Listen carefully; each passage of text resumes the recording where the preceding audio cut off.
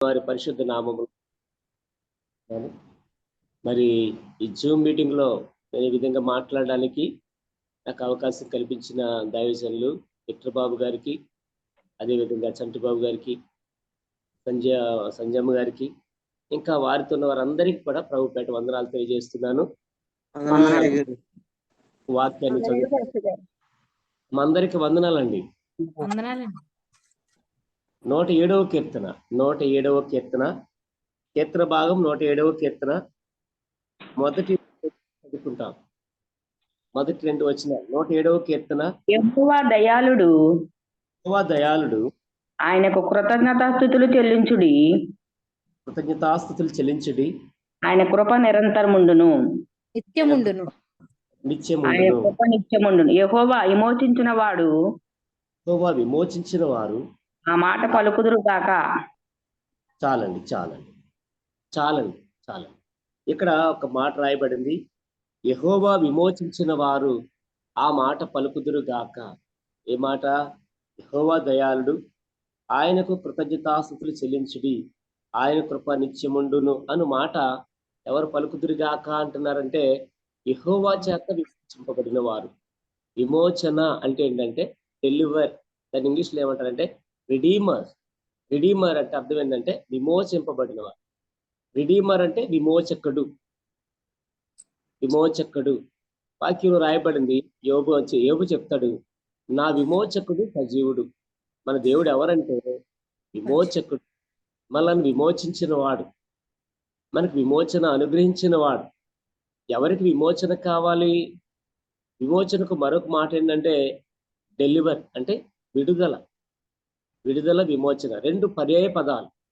కాబట్టి మరి ఎవరికి విడుదల కావాలి అనంటే కష్టంలో, బాధలో, దుఃఖంలో, నిట్టూర్పులో, బంధకాల్లో, ఆయా సమస్యల్లో ఉన్న వారికి ఏం కోరుకుంటామండి? మనం విడుదల కోరుకుంటాం. విడుదల కోరుకుంటాం. చూడండి, పిల్లలు స్కూల్కి వెళ్తారు. వెళ్ళిన తర్వాత వెళ్ళినప్పుడు బాగానే వెళ్తారు, ఏడుస్తూనే వెళ్తారు. తర్వాత వాళ్ళు ఏం కావాలని కోరుకుంటారంటే ఎప్పుడు టైం అయిపోతారు, ఎప్పుడు వెళ్ళిపోవాలరా అంటే విమోచన, విడుదల, ఎప్పుడు ఇందులో నుంచి బయటకు వెళ్ళిపోతామా అన్నట్టు. అలాగే జైళ్లలో ఉన్నవారు అనేక సంవత్సరాలుగా మ్రగ్గుతున్నారు చాలా మంది. వాళ్ళు దేనికోసం ఎదురు చూస్తున్నారు అయ్యా అంటే వాళ్ళు విడుదల కొరకు ఎదురు చూస్తున్నారు. వాళ్ళు దాని కొరకు చాలా మంచి పనులు రకరకాలు చేస్తూ అధికారులను మెప్పిస్తూ చివరికి ఏం చేస్తూ ఉంటారంటే వాళ్ళు ఆగస్టు 15 కానీ లేకపోతే జనవరి 26వ తారీఖు ఈ పరిస్థితుల్లో మనకి దేశం ఏం చేస్తూ ఉంటుంది అంటే కొంతమంది ఖైదీల్ని వారిని విడుదల చేస్తూ ఉంటుంది. వాళ్ళ విమోచన కలిగిస్తుంది. వారికి దానికి ముందుగా వారిని లోపల ట్రైనప్ చేసి వారికి విద్య నేర్పించి లేకపోతే ఆయా పనులు నేర్పించి వాళ్ళు ఒక మంచి వాళ్ళ మీద గుడ్ విల్ అంటే నమ్మకం కలిగిన తర్వాత వీళ్ళు పర్వాలేదు బయటికి వెళ్ళినా కానీ ఎటువంటి నష్టం చేయరని వాళ్ళు కనిపించినప్పుడు వాళ్ళని బయటికి పంపించడం అనేది జరుగుతుందండి. అంటే విడుదల చేస్తారు, వాళ్ళని విమోచిస్తారు. అంటే ఎవరు విడుదల కోరుకుంటారు, ఎవరు విమోచన కోరుకుంటారంటే బంధకాల్లో ఉన్నవారు, కట్లలో ఉన్నవాళ్ళు కదా, ఆయా సమస్యలు ఉన్నవారు ఏం కోరుకుంటారంటే మాకు విడుదల లేదండి, మాకు ఎప్పుడు ఇస్తాడండి దేవుడి ఈ విడుదల, లేకపోతే ఎప్పుడు మమ్మల్ని ఇందులోంచి మనం బయటకు లాగుతాడండి అన్నట్టుగా మనం మాట్లాడుతుంటాం. కాబట్టి దేవుని బిడ్డలరా, అయితే మనల్ని కూడా దేవుడు విమోచిస్తూ వచ్చినాడు, మనందరినీ కూడా విమోచించాడు. ఎక్కడి నుంచి విమోచించాడు? మనము విమోచించబడిన వారమే. అందుకే మనం దేవుణ్ణి అబ్బా తండ్రి అని ఆరాధిస్తున్నాం, కొనియాడుతున్నాం, పూజిస్తున్నాం. అంతేకాకుండా ఆయన నామాన్ని ఘనపరుస్తున్నాం, ఆయన్ని గొప్ప చేస్తా ఉన్నాం, ఆయన హెచ్చిస్తా ఉన్నాం కదండి. ఇంతవరకు మరి సిస్టర్ గారు ఆరాధన చేశారు.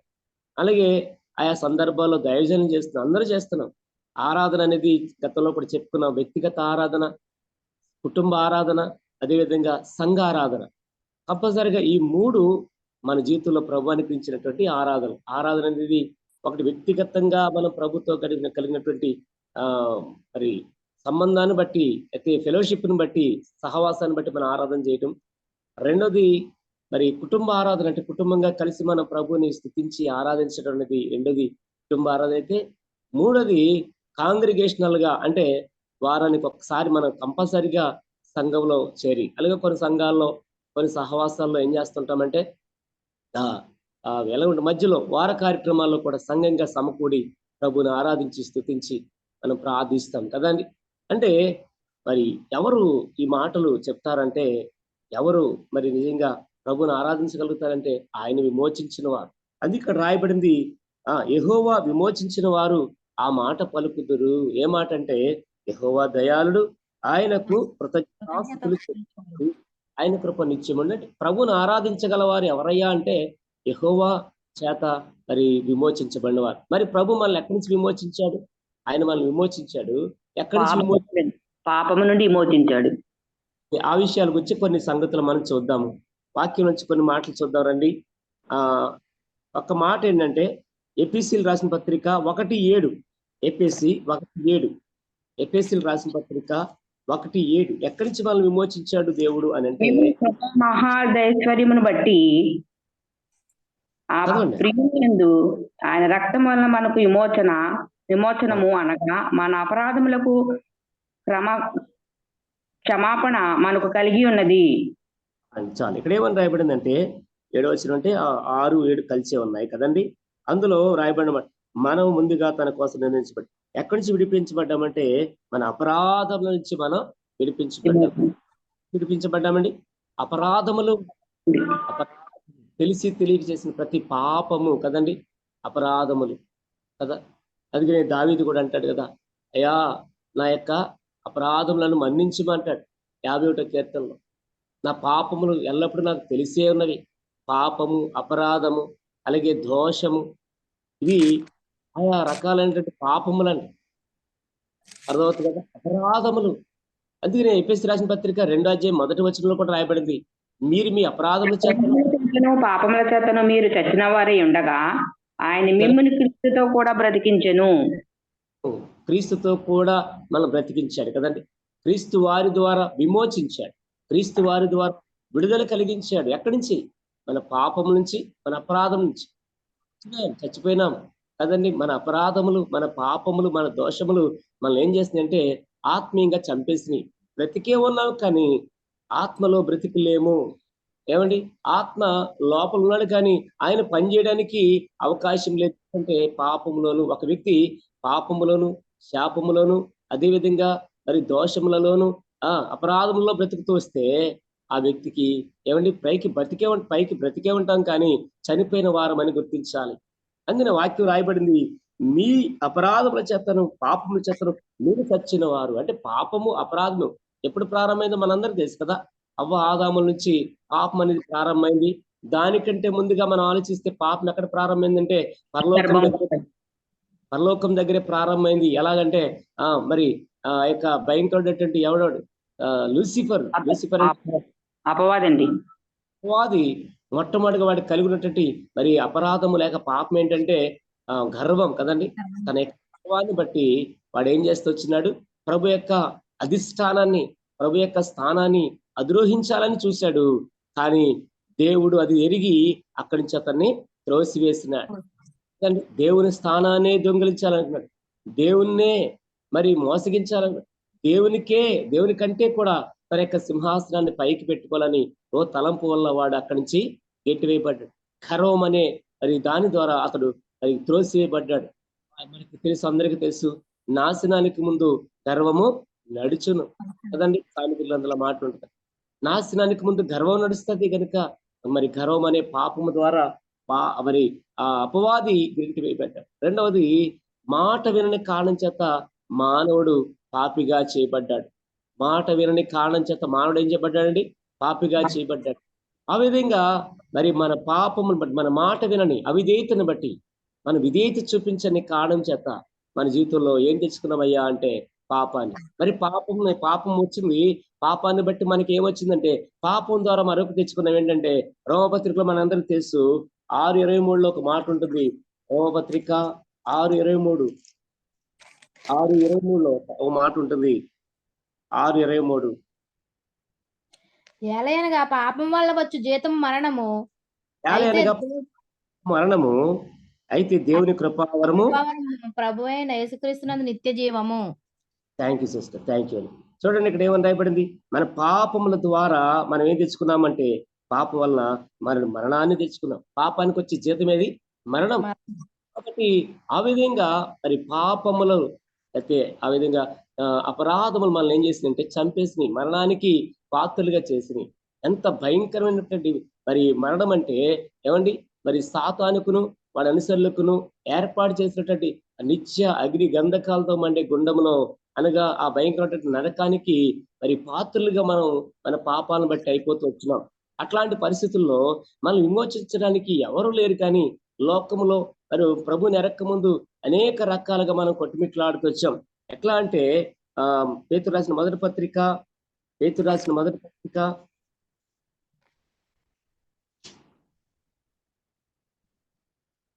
పేతురు రాసిన మొదటి పత్రిక 1వ అధ్యాయము 18వ వచనం మీ చదవండి. పితృపారపర్యంగా మీ వ్యర్థ ప్రవర్తన విడిచిపెట్టినట్లుగా వెండి బంగారముల వంటి క్షయ వస్తువుల చేత మీరు విమోచింపబడలేదు గాని అమూల్యమైన రక్తము చేత. అనగా వెండి బంగారం మీరు క్షయ వస్తువుల చేత మీరు ఏం చేయలేదు. వెండి బంగారం అంటే మనని మన పాపాల నుంచి మన దోషాల నుంచి మనం విడిపించడానికి వెండి బంగారాలు కాదండి. చాలా మంది గుళ్ళకి ఏమిస్తుంటారు, వెండి బంగారాలు ఇస్తాం, విలువైన వస్తువులు ఎన్నో అర్పిస్తుంటారు, వజ్ర వైడూర్యాలు ఇస్తూ ఉంటారండి. కాస్త రీసెంట్ గా కూడా ఏమండి మరి కొన్ని టెంపుల్స్ విషయాల్లో కూడా ఎన్నెన్నో కోట్ల రూపాయలు మరి ఇచ్చిన వాళ్ళు ఉన్నారు. ఎన్ని ఇచ్చినా మన పాపం పోతుందయ్యా అంటే పోదండి కదండి, మన పాపం పోదు. దాన్ని పోగొట్టుకోవడానికి మనిషి మరి పుణ్య స్నానాలు చేస్తున్నాడు, ఇంకేం చేస్తున్నాడు, దాన ధర్మాలు చేస్తున్నాడు, భూదానము గోదానం అని అనేక రకాలైనటువంటి దానాలు చేస్తున్నాడు, వస్త్రదానం చేస్తున్నాడు. నేను వస్త్రాలు ఇస్తే నాకు పుణ్యం కలుగుతుంది అంటున్నాడు. ఏమండి దొంగతనం చేస్తాడు, హుండీలో డబ్బులు వేస్తాడు. అంతేకాదు లంచం తీసుకుంటాడు, హుండీలో డబ్బులు వేస్తాడు.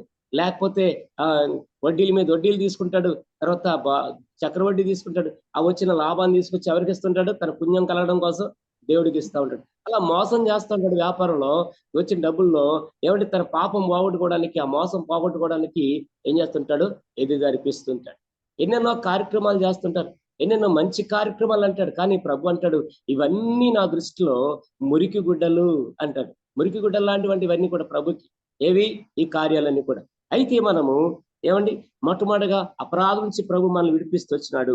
గలతీ రాసిన పత్రిక 1:4 గలతీ 1:4 ఈ మాట రాయబడింది. రోమా తర్వాత కొరింథీయుల తర్వాత ఉంటుంది గలతీ రాసిన పత్రిక 1:4. దేవుని చిత్త ప్రకారము క్రీస్తు మనలను ప్రస్తుతపు దుష్టకాలముల నుండి విమోచింపవలెనని మన పాపముల నిమిత్తము తాను అప్పగించుకొనెను. మన దుష్ట యుగములో నుండి, ఈ భయంకరటువంటి దుష్టుని యొక్క మరి యుగములో నుంచి ఈ రోజు ఈ పరిస్థితుల నుంచి మనం విడిపించట కొరకై మన పాపముల కొరకు ప్రభు ఏం చేశాడంటండి, తాను అప్పగించుకున్నాడు. తానుగానే ఎవరు అప్పగించలేదు, కానీ ఎవరు అప్పగించుట సాధ్యము కాదు ఆయన్ని. ఎందుకంటే ఆయన మనందరి కొరకు తను తానుగా అర్పించుకున్నాడు, తనకు తానుగా సమర్పించుకున్నాడు, తనకు తానుగానే ఏమండి సిలువకు ఆయనగానే అప్పగించు. దేవుని బిడ్డలారా, ఆయన మనల్ని ఎక్కడి నుంచి విడిపించాడు అంటే దుష్ట యుగము నుండి విడిపించాడు. దుష్ట యుగము నుంచి కాదండి, అలాగే ఏమంటాడు అక్కడ, దుష్ట కాలము నుంచి విమోచింపవలెనని, దుష్ట కాలం నుంచి ప్రభు మనల్ని విమోచిస్తూ వచ్చినాడు. మూడో మాటగా మనం చూద్దాం త్వరగా. రోమపత్రిక మరి 6వ అధ్యాయము 20 వచనం. రోమ 6:20 త్వరగా చదువుకుందాం. రోమపత్రిక 6వ అధ్యాయము. దాసులై ఉండినప్పుడు నీతి విషయమై నిబంధన లేని వారై ఉంటిరి. 22 చదవండి. ఆయనని ఇప్పుడు పాపం నుండి విమోచింపబడి దేవుడి దాసులైనందున పరిశుద్ధత కలుగుటకై మీకు ఫలము. సరే అండి, ఎక్కడి నుంచి అంటే పాపం నుంచి విమోచన. అంటే 1 అపరాధములు, 2 దుష్టయుగము, 3వది ఏంటండి పాపము విడుదలిస్తూ వచ్చినాడు. ఇంకోటి కొలస్సీ రాసిన పత్రిక 1:13. కొలస్సీ 1:13.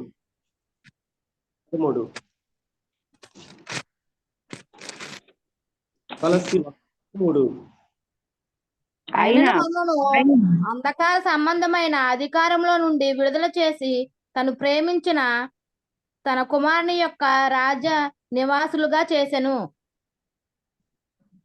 9 అంటే కొలస్సీ రాసిన పత్రిక 1వ అధ్యాయము 9వ వచనం అంటే 9, 10 వచనాలు 11, 12 వచనాలు కలిసి ఉన్నాయి. అందుచేత ఈ సంగతి విని నాటి నుండి మేమును నిమిత్తం ప్రార్థన చేయటం మానక మీరు సంపూర్ణ జ్ఞానమును ఆత్మ సంబంధమైన వివేకము గలవారును ఆయన చిత్తమును పూర్ణముగా గ్రహించిన వారునై ప్రతి సత్కారములో సఫలమగుచు దేవుని విషయమైన జ్ఞానమందు అభివృద్ధి పొందుచు అన్ని విషయములలో ప్రభువును సంతోషపెట్టినట్లు ఆయనను తగినట్లుగా నడుచుకొనవలెననియు ఆనందంతో కూడిన పూర్ణమైన ఓర్పును దీర్ఘశాంతమును కనుపర్చునట్లు ఆయన మహిమ శక్తిని బట్టి సంపూర్ణ బలముతో బలపరచబడవలెననియు తేజోవాసులైన పరిశుద్ధుల స్వార్థ్యములో పాలువారొకటకు మనలను పాత్రలుగా చేసిన తండ్రికి మీరు కృతజ్ఞతాస్తుతులు చెల్లింపవలెను దేవుని బ్రతిమాలుకొనుచున్నాము. 13వ వచనంలో రాయబడింది, ఆయన మనలను అధికారుల నుండి విడుదల చేసి తాను ప్రేమించి తన కుమారుని యొక్క రాజ్య నివాసులుగా చేసెను. చాలండి, థ్యాంక్ యూ అండి. అక్కడ అంధకార సంబంధమగు అధికారంలో నుంచి అంధకార సంబంధమైన అధికారంలో మనం ఉంటూ వచ్చినాం. ఏమండి, ఎవరి యొక్క సంబంధులుగా మనం ఉన్నాము అంటే అంధకార సంబంధం లోకనాథులు. ఆ మాట కూడా మనకి ఎపిసి రాసిన పత్రికలోనే ఉంటుంది. అంటే ఈ విధంగా చదువుకుంటూ వెళ్తే టైం అయిపోద్ది, కానీ నేను ముగిస్తానికి ముందు ఏమన్నా ఒక మాట చెప్తున్నాను చూడండి. మనం ఎక్కడుంటే వచ్చినాము 2వ అధ్యాయంలో, ఎపిసి రాసిన పత్రిక 2వ అధ్యాయంలో మనందరికి తెలిసినటువంటి భాగమే. అపరాధముల చేతను పాపముల చేతను వారే ఉండగా క్రీస్తు మిమ్మను మీరు వాటిని చేయొచ్చు.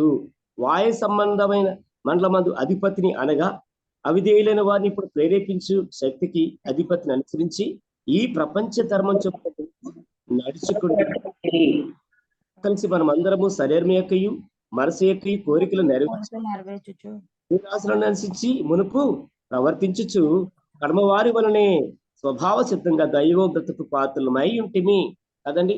ఈ విధంగా మనము అంధకార సంబంధముకు లోకనాథుడు అనగా సాతాను యొక్క అనుసరులుగా మనం ఏమైపోయినాము ఉంటూ వచ్చినాం.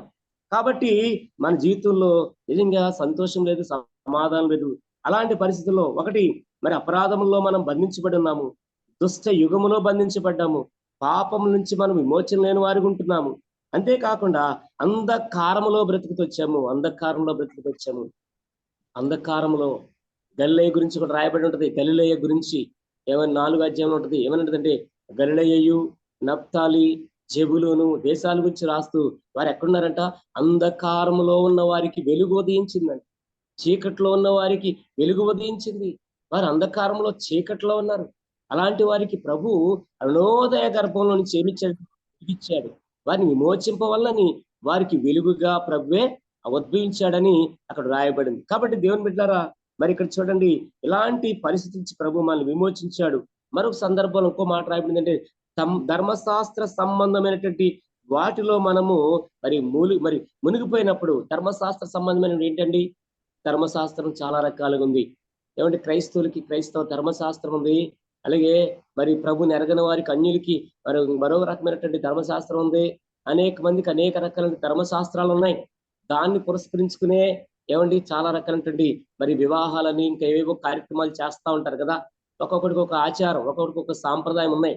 అయితే దేవుని బిడ్డలారా, అలాంటి మరి ఎట్లా అంటే బయటికి కనిపిస్తున్నట్లుగా శుభ్రంగా కడుక్కోవాలి, శుభ్రంగా ఉండాలి, అంతేకాదు బ్రష్ కడుక్కోవాలి, లేకపోతే ఇంకేంటి దేవుడికి ఇవ్వాలి కానుకలు, లేకపోతే ఇంకా అనేక రకాలైన కార్యక్రమాలు, అర్చనలు చేయాలి, బళ్ళు అర్పించాలి. ఇవన్నీ ఒక రకమైనటువంటి మరి ఏంటిది ధర్మశాస్త్ర సంబంధమైన క్రియలు. ఆదిలో కూడా లేకపోతే ప్రారంభ దినాల్లో మన పూర్వీకులు కూడా చేసిన పని ఏంటయ్యా అంటే, ఏమండి ఏం అర్పించారు వాళ్ళు బళ్ళు అర్పించారు. మేకలను, గొర్రెలను, గొడ్లను, ఏమండి పావురాలని, అయితే ఇంకా రకరకాల కోళ్లను, అనేకమైన వాటిని ఏం చేశారండి వాళ్ళు దేవునికి బలర్పించి తద్వారా రక్తము ద్వారా నేను విమోచించబడ్డాను అని మరి ఏదో మనసులో ఒక సాటిస్ఫాక్షన్ కలిగి ఉండేవాడు తప్ప వాస్తవానికి పాపం మాత్రం పోయేది కాదు. అందుకనే ప్రభు అంటున్నాడు, ఇలాంటి వస్తువుల చేత నేను మిమ్మల్ని విమోచింపలేదు. ఎలాంటి వస్తువుల చేత? వాటిని ఏమంటున్నాడు అంటే, పేతురు రాసిన పత్రికలు ఇందాక చదివారు, సిస్టర్ గారు చదివారు, 1:18 ఏమంటున్నాడంటే, పితృపారంపర్యమైన మీ వ్యర్థ ప్రవర్తనను విడిచిపెట్టినట్లుగా వెండి బంగారం వంటి క్షయ వస్తువుల చేత మీరు విమోచింపబడలేదు కానీ అమూల్యమైన రక్తము చేత అనగా మాకు అమూల్యమైన నిష్కళంకమగు గొర్రెపిల్ల వంటి క్రీస్తు రక్తము చేత విమోచింపబడుతురని మేము ఎరుగుదుము కదా. చాలండి, చూసారండి ఎలాంటి రక్తం అంటే ఇది, మరి అమూల్యమును నిర్దోషమును నిష్కళంకమునైన ఏంటంటే గొర్రెపిల్ల క్రీస్తు రక్తం. గొర్రె పిల్ల కాదైనా, గొర్రె పిల్ల అంటే గొర్రె పిల్ల స్థానంలో ప్రభు వచ్చారు. ఆయన విలువైనటువంటి అమూల్యమైన నిర్దోషము నిష్కళంకమైన రక్తము ద్వారా మనం విమోచించబడ్డాము. మరి ఒక చోట ఇంకో చోట కూడా ఈ విధంగా రాయబడింది, హెబ్రీ పత్రికలో అంటాడు కదా,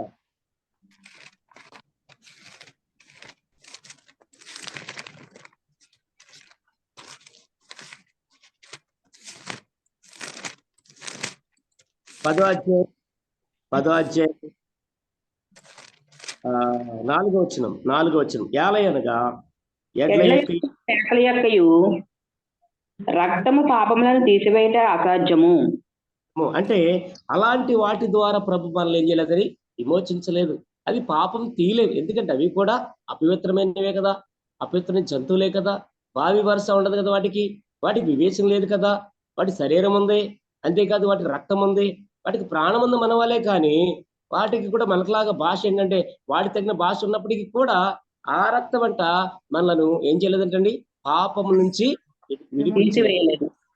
ప్రభు మానవునిగానే రావడానికి ఇష్టపడ్డాడు. మానవుని యొక్క పాపమును తీసివేయడానికి ఆత్మ కలిగినటువంటి, ఆత్మ వివేచన కలిగినటువంటి, మంచి చెడు యొక్క గ్రహింపు కలిగినటువంటి మనిషిని విడిపించడానికి మానవునిగానే ఆయన సశరీరుడిగా రక్తమాంసాలు గలవాడి ఈ లోకానికి వచ్చినట్లుగా బైబిల్ సెలవిస్తా ఉంది. కాబట్టి దేవుని బిడ్డలారా, ఈ విధంగా ప్రభు అనేక సందర్భాల నుంచి మనల్ని ఏం చేశాడు, దేవుడు విడిపిస్తూ వచ్చినాడు కదండి.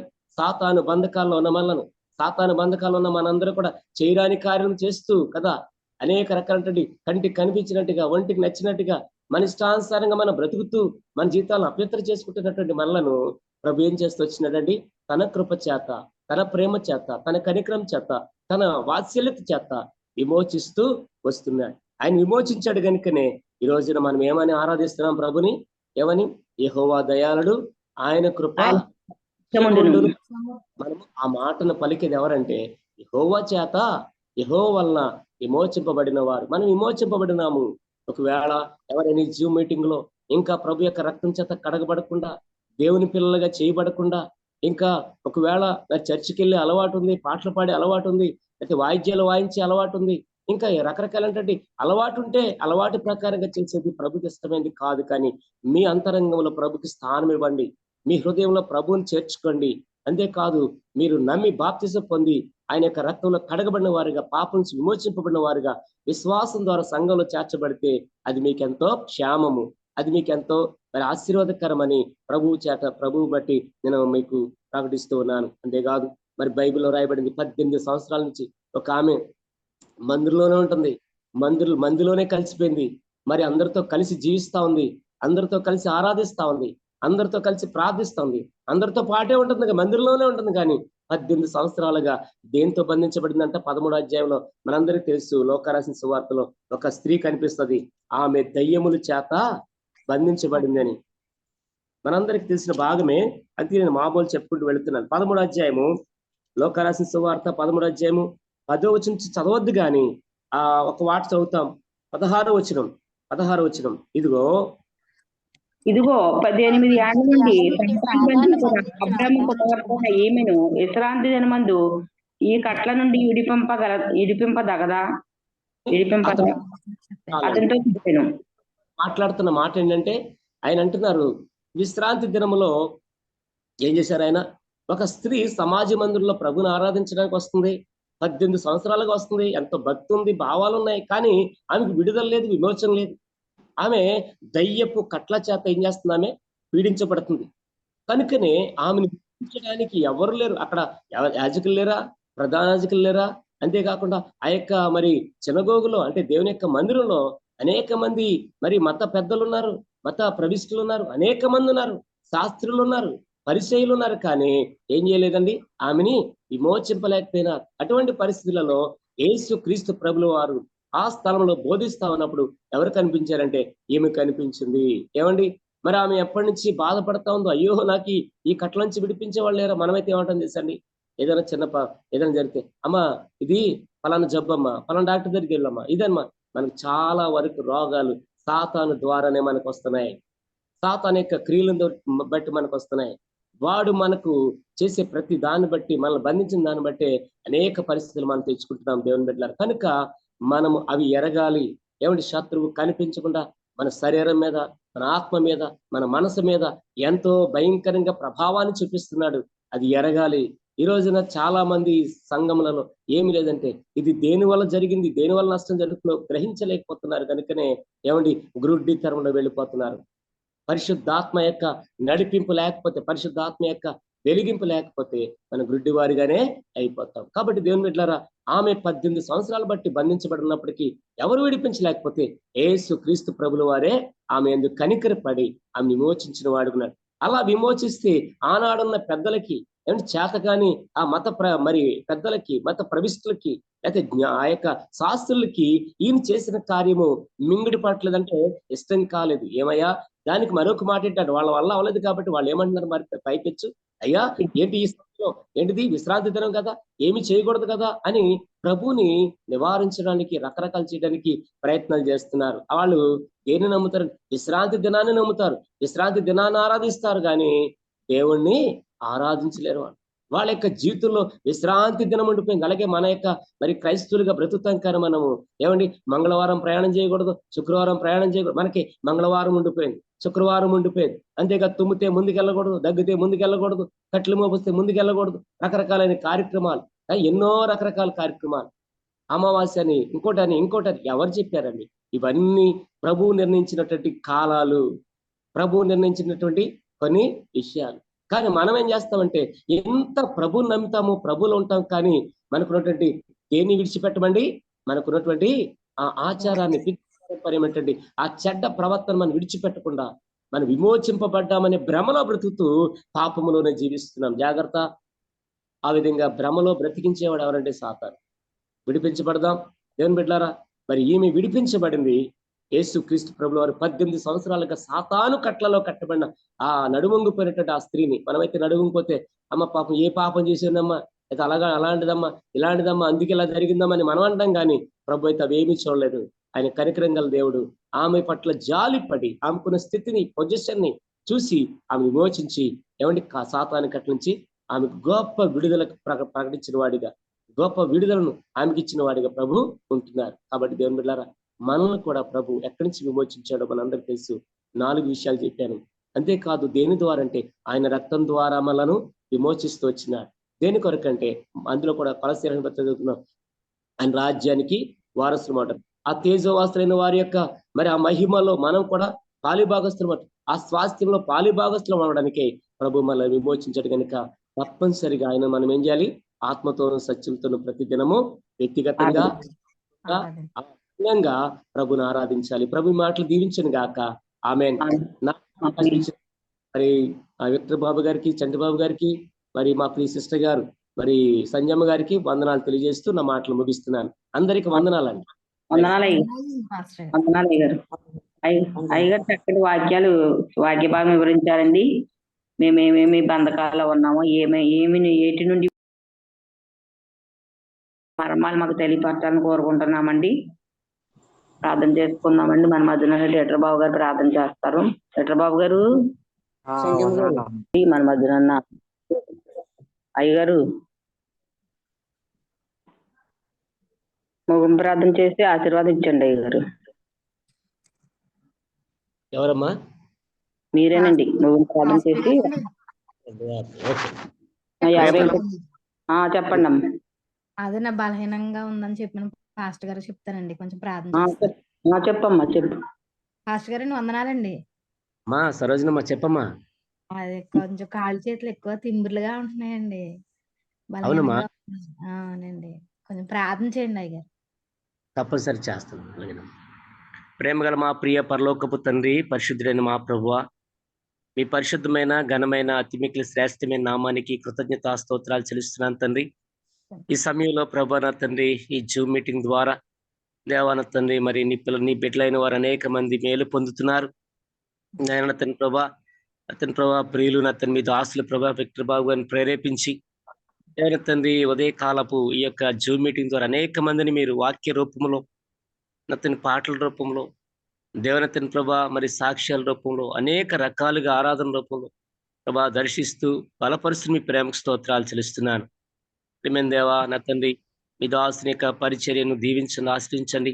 వారి ప్రయాసకు తగిన ప్రతిఫలం దయచేయండి. అందులో భాగంగా నా తండ్రి ప్రభా విక్టర్ బాబు గారు, అలాగే చంటి బాబు గారు, ఇంకా అనేక మంది దైవజనులు నాయన నా తండ్రి ప్రభా ఆశీర్వాదం గారు ప్రభా, అలాగే నా తండ్రి ముఖ్యంగా మీ దాసురాలు సహోదరు నా తండ్రి ప్రభా మరి సంజయ్ గారు నా తండ్రి ప్రభా వారు ఎంతగానో ప్రయాసపడుతున్నారు. ఏ రోజు కూడా తండ్రి ప్రభా బద్దకించకుండా తండ్రి ఇది నా భారం అని, నా బాధ్యత అనుకుంటూ వారు జరిగిస్తున్నారు. కనుక మీరు జ్ఞాపకం చేసుకునండి.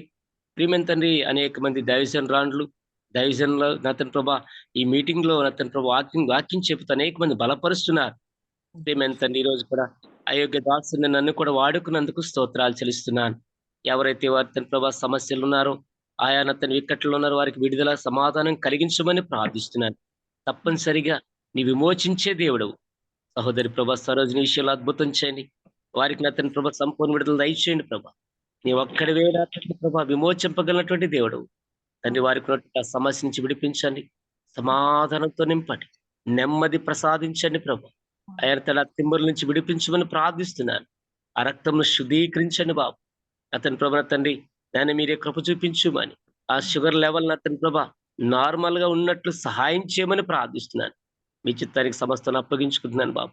అలాగే నూతనంగా మరి వివాహం చేసిన కుమార్తెని తన యొక్క జీవితాన్ని, దాంపత్య జీవితం మీరు ఆశీర్వదించి బలపరుస్తున్నాను. కృప నిమ్మని ప్రార్థిస్తున్నాం. పెద్ద పాపను కూడా దీవించండి. అలాగే సంజయ్ గారి కొరకు, అతని ప్రభా వారి యొక్క పాపలు ఇద్దరి కొరకు, అతని ప్రభా వారి యొక్క యజమానుల కొరకు ప్రార్థిస్తున్నాను. ఇలా అనేక మందిగా అతని ప్రభా ఎవరైతే ఉన్నారో వారందరి కొరకు ప్రార్థిస్తున్నాను. జ్ఞాపకం చేసుకునండి. అతని ప్రభా నాయన ఎవరైతే మరి నాయన స్థల రిజిస్ట్రేషన్ విషయంలో ప్రభా ప్రార్థించమని కోరారో వారి కొరకు ప్రార్థిస్తున్నారు. సహాయం చేస్తురండి. గొప్ప విడుదల, సమాధానం, సంతోషమును ప్రతి ఒక్కరికి అనుగ్రహిస్తారని వేడుకుంటూ రాబోతున్న నెలల పరిచయం ఇంకా దీవించుమని, ఆశీర్వదించుమని యేసయ్య ఘనమైన నామములో ప్రార్థించి స్తుతించి వేడుకుంటున్నాను తండ్రి. ఆమేన్. ఆమేన్. ఇప్పుడు మన తండ్రి అయిన దేవుని యొక్క ప్రేమ, ఆయన వాడిన యేసుక్రీస్తు ప్రభువు వారి యొక్క కృప, పరిశుద్ధాత్మ దేవుని యొక్క అన్యోన్య సహవాసం, సమాధానం మనకును సర్వలోకన పరిశుద్ధులకును ఆయన కృప కొరకు ఎదురు చూచి వారికి ఈ జూమ్ మీటింగ్ లో ఉన్న ప్రతి ఒక్కరికి తోడై నడిపించును గాక. ఆమేన్. ఆమేన్. వందనాలు వందనాలు పాస్టర్ గారు. వందనాలండి. వందనాలు పాస్టర్ గారు. జూమ్ లో ఉన్న వారి అందరికీ వందనాలండి. వందనాలండి. లక్ష్మి గారికి విజయలక్ష్మి అండి, విజయలక్ష్మి గారికి, కళావతి గారికి, ఇట్రబాబు గారికి, వీరమణి గారికి, సువన్ రాజు గారికి, సంతోషం గారికి, సరోజిని గారికి, ఐమావతి గారికి వందనాలండి. వందనాలండి. వందనాలండి.